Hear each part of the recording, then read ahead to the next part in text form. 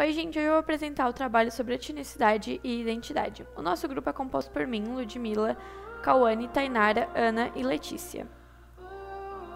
Etnicidade é o conjunto de características comuns a um grupo de pessoas que as diferenciam de outro grupo de pessoas. Normalmente, essas características incluem a língua, a cultura e também a noção de uma origem comum. É importante lembrar que não há etnicidade em um grupo isolado, pois o que constitui a etnicidade é justamente o contraste com outros grupos. O termo etnicidade já rondava a história da antropologia desde o começo do século XX, mas só a partir da década de 60 a expressão aparece como forma cada vez mais comum de pensar a diferença. Nesse momento histórico, pós-Segunda Guerra Mundial, as nações africanas estavam se tornando independentes e guerras de libertação nacional se espalhavam pelo mundo. Todos esses processos sociais desestabilizaram as percepções da antropologia e desafiaram as noções de equilíbrio, tão importantes até então. Em um mundo em intensa transformação e com o avanço do sistema capitalista produzindo mudanças radicais, era cada vez mais difícil pensar as sociedades em termos de estabilidade. Falando agora de minorias, esses são grupos marginalizados dentro de uma sociedade devido a aspectos econômicos, sociais, culturais, físicos, religiosos ou ainda sexuais, quando se trata-se de sexualidade, né? Porém, esse termo ele não deve ser associado a grupos de menor número em uma sociedade, mas sim ao controle de um grupo majoritário sobre os demais, independente da quantidade numérica. No período após as duas grandes guerras mundiais, que evidenciaram a extrema violência contra as minorias, estimulada pelo nacionalismo, foram estabelecidos tratados de proteção aos grupos minoritários.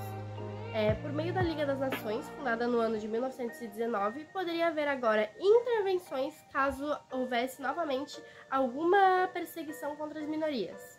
Agora eu trago aqui para vocês essa tirinha tratando-se do apartheid, que na África do Sul, antes do fim desse período, uma minoria branca dominava completamente os recursos do país, enquanto a imensa maioria negra era excluída e passava fome muitas vezes, passava sede, e muitas pessoas morreram nesse período por conta disso.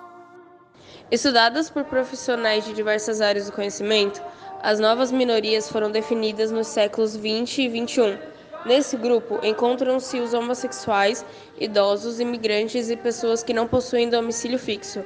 No caso dos homossexuais, são publicamente apontados por sua diferenciação ainda hoje. Já os imigrantes, em muitos países, são considerados parasitas.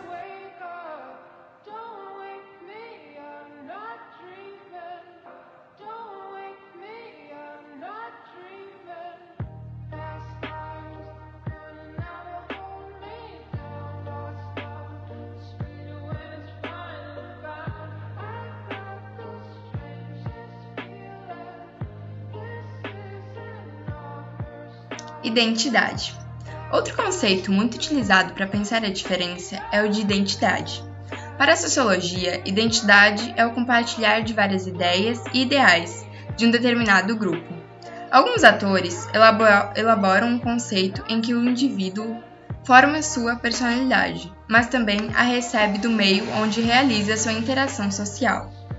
A partir da década de 1970, o termo ele estava relacionado à intensa fragmentação social produzida pelo avanço do capitalismo e suas consequências.